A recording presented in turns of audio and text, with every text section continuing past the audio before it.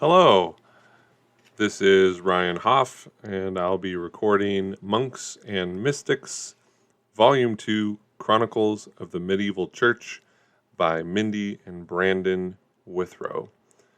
This will be done as a read aloud, so not a error-free audiobook.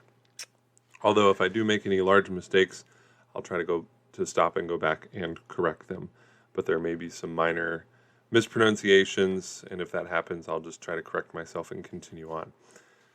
With me is my daughter, Rihanna. Say hi. Hi. She'll be assisting me along the way, helping read some chapter titles and other things. To start off with, I will be skipping the medieval church timeline, which is the first chapter of the book, and we're going to begin with the first chapter after that. What was the medieval church? The word medieval comes from two Latin words, meaning middle and age. So, the medieval period of history is sometimes called the Middle Ages. The words remind us of castles and dragons, knights with enchanted swords, and queens in splendid garments. Historians usually identify the Middle Ages as the centuries between 600 and 1500 AD. Christians who lived during these centuries are known as the medieval church. Gregory the Great is considered one of the first leaders of the medieval church, but he would not have seen himself that way.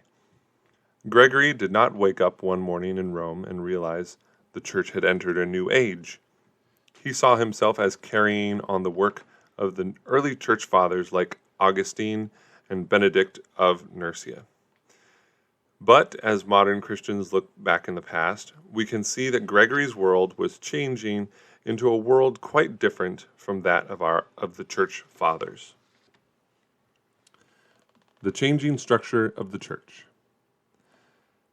If the ancient church is the foundation of Christianity, the medieval church is the house built on that foundation. The early Christians were a scattered band, often hiding in fear of being persecuted for their beliefs. When Emperor Constantine declared Christianity a legal religion of the Roman Empire, the church began to organize into a formal institution. Public leaders were appointed, land was purchased, and beautiful buildings were constructed. During New Testament times, Jerusalem was the most influential city. But by Gregory's time, Rome had earned that title. At first, the bishop of Rome was only one of the many bishops overseeing the growing church. But as the church in Rome became more influential over the rest of the world, the bishop of Rome became the most influential church leader. He eventually became known as the Pope. See, How Did the Pope Get His Name? Page 31. As their numbers grew, the church needed more leaders. Most cities needed multiple bishops to serve the large congregations of believers. So archbishops, like Anselm, Archbishop of Canterbury, were appointed to oversee all the bishops in a given region or diocese. The number of regions grew as the gospel spread into foreign lands. The church referred to itself as a Catholic body, meaning universal. Many of the conflicts of the Middle Ages had to do with the struggle between the Pope and the Emperor, later the King, over who had ultimate authority. Pope Gregory commanded the armies of Rome. Pope Leo III crowned the neighboring King Charlemagne emperor after Charlemagne used his power to secure Leo's position as pope. Bernard of Clairvaux's preaching rallied thousands of soldiers to fight in the Crusades. See, What were the Crusades? There was no clear distinction between the church and the state then, like most modern countries have today. The development of medieval teachings. While the structure of the church was changing, the teachings of the church were evolving too. Medieval scholars studied in great detail the writings of the church fathers, and then wrote their own books. The more they discussed these teachings, the more complex these teachings became. Some of their ideas are foreign to modern ears. Some are contrary to the gospel. It is often hard for modern Christians to remember that the people who developed these ideas were studying the Bible in the medieval world, a world very different from today. It would be centuries before the Protestant Reformation, a time beginning in the 1500s when many Christians protested some of these teachings and separated themselves from the established church. The medieval Christians did not see themselves as either Protestant or Catholic, like we do today. They were simply members of a universal Christian body that was growing and changing in many ways. Modern Protestants disagree with quite a few medieval ideas, but that does not mean that the men and women of the Middle Ages were always wrong or that they did not love God's Word. In fact, despite their differences, later Protestants admired many medieval thinkers like Bernard of Clairvaux and Thomas Aquinas. Like Christians of all eras, they made both positive and negative contributions to the church. Monks and mystics. The Middle Ages are dominated by the rise of the monk and the mystic. Gregory the Great founded St. Andrew's Monastery and became the first medieval pope. Two brothers named Constantine and Methodius left their monastery to become missionaries. Anselm was the abbot, a bishop in charge of a monastery, at Bec before he became Archbishop of Canterbury. Bernard of Clairvaux was not only the great preacher of the Crusades, but also the leader of the monastic group known as the Cistercian Order.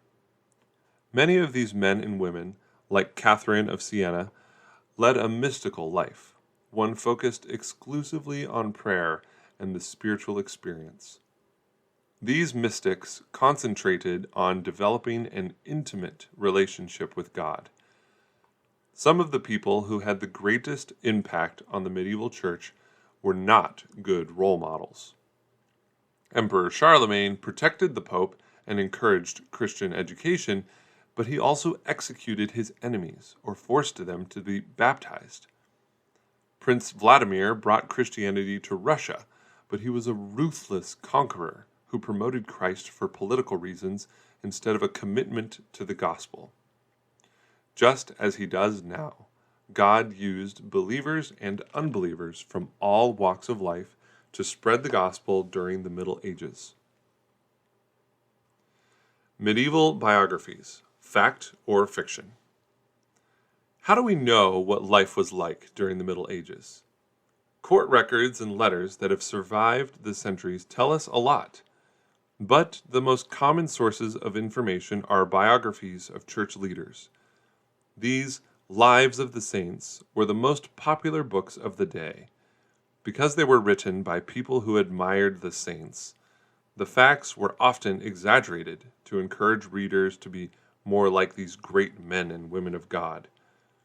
This can make it difficult for us to know what really happened and what are just special effects added by the biographers. To uncover the truth, we have to read these biographies carefully, compare them with known facts, and accept the parts that seem most likely. So be prepared. The world of the medieval church is full of heroes and villains, history and legend.